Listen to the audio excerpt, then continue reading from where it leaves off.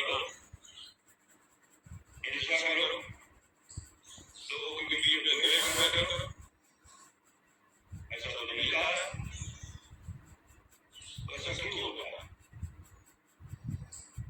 ये ध्यान देना होगा कि ये करने वाले सभी लोग असमय आने कार्य कर रहे हैं और इसका सरकार को और हम सभी को संविधान की रक्षा करने के लिए इसका विरोध करना चाहिए। एक और खबर अखबार में छपी है कि अगर कोई बिल राज्य सरकार आने लगती है तो राज्यपाल उसको बहुत दिनों तक अपने पास नहीं रख सकते, उनको जवाब देना होगा, आगे आना, और यदि वो राष्ट्रपति को उसको आगे लिख सकते हैं तो राष्ट्रपति को आगे आना जवाब देना होगा। और एक बड़ा सुंदर सा इंडियन एक्सप्रेस में आज निकला है, उस पर आप विचार कीजिए। President, how do you see our opinion if government claims bill is unconstitutional? Supreme court अब देख लीजिए, इसमें कार्यपालिका भी है, विधायिका भी है और न्यायपालिका भी। इस सुप्रीम कोर्ट क्या कह रहा है?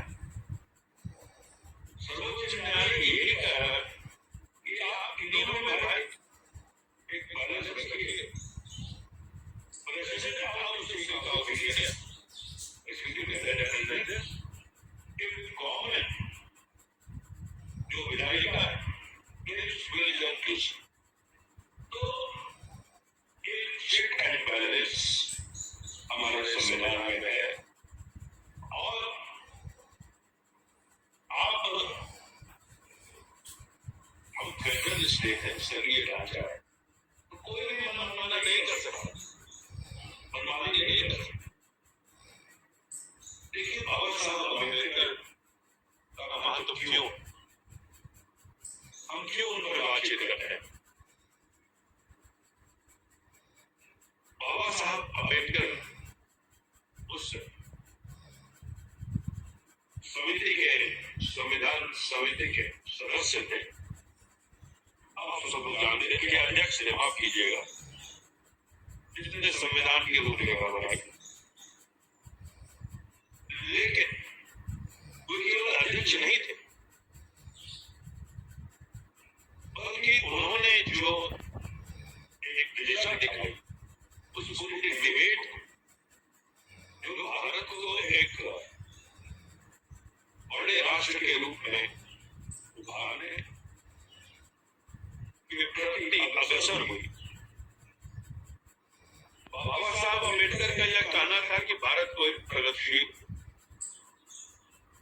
राष्ट्र बनाना है जिसमें जाति और धर्म के आधार पर कोई भेदभाव नहीं होगा, सभी नागरिक समान होंगे, सबको मत देने का अधिकार होगा, सबको अपना नेता चुनने का, प्रतिनिधि चुनने का अधिकार होगा, और सबको समान अधिकार होगा, चाहे वो अरबपति खरबपति हो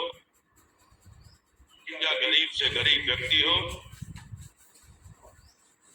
जाति के तथाकथित पदानुक्रम में सबसे ऊपर हो या सबसे नीचे हो, उसके मत में, उसके वोट में कोई फर्क नहीं होगा, सब बराबर होंगे संविधान के नजरिए से। ये बहुत बड़ी बात। देखिए, जो समाज सैकड़ों वर्षों से अलग अलग समुदायों में बटा था, उसको एक कर अभी आदरणीय न्यायाधीश महोदय ने एक बहुत बड़ी बात कही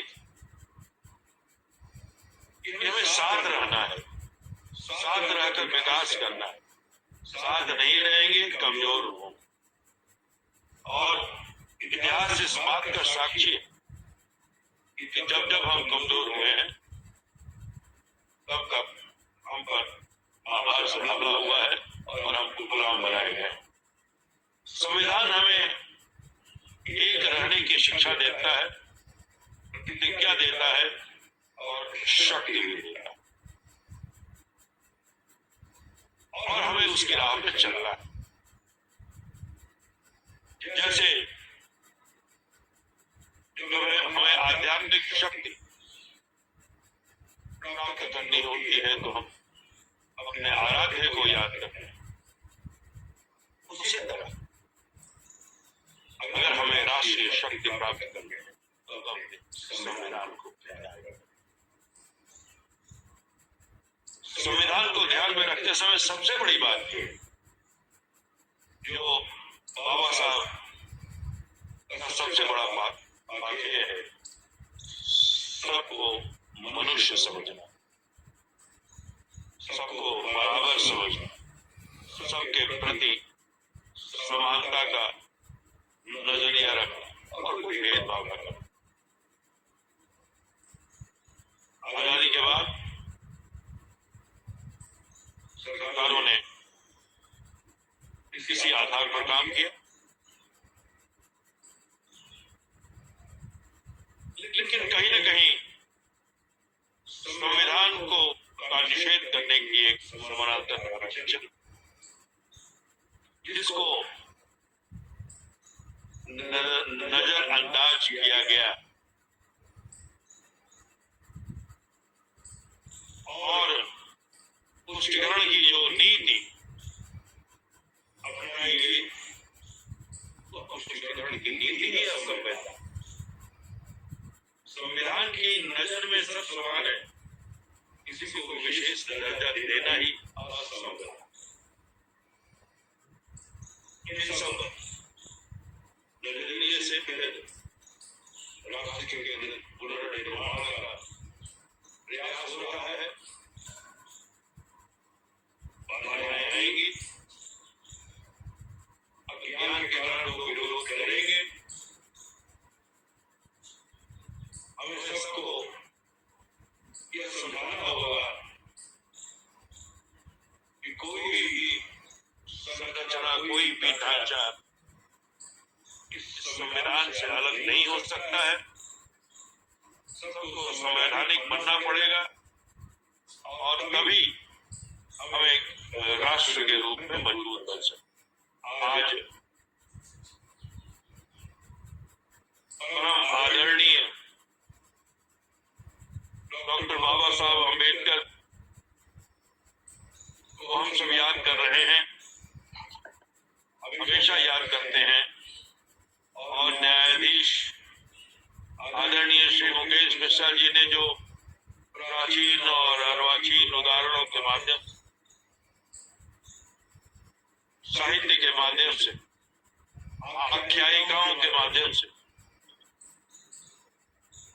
धर्म और अधर्म और भारतीय संविधान के बारे में हम लोगों को जो जानकारी दी वो हमारे लिए अमृत के समान होगा। हमारे विद्यार्थियों को एक प्रमुख अमृत की बूंद प्राप्त होगी और यह विचार जितने ही युवा जनों में जाएगा वह उतना ही हमारे देश के लिए बहुत ही सहयोगी और कामयाब हो। एक बार फिर मैं आदरणीय मुकेश मिश्रा जी को धन्यवाद देता हूं कि हमारे न्योते को उन्होंने स्वीकार किया, आए, हमें मार्ग दिखाया, और सभी आयोजकों को भी कि वेबिनार के माध्यम से ही आपने भारतीय संविधान पर विमर्श पर बातचीत की और हमें संविधान को देखने, समझने और बनाने का मौका दिया। आप लोगों को बहुत बहुत साधुवाद। और आज हम लोग इकट्ठा हुए उसके लिए बहुत बहुत बधाई। धन्यवाद। बहुत धन्यवाद सर आपका।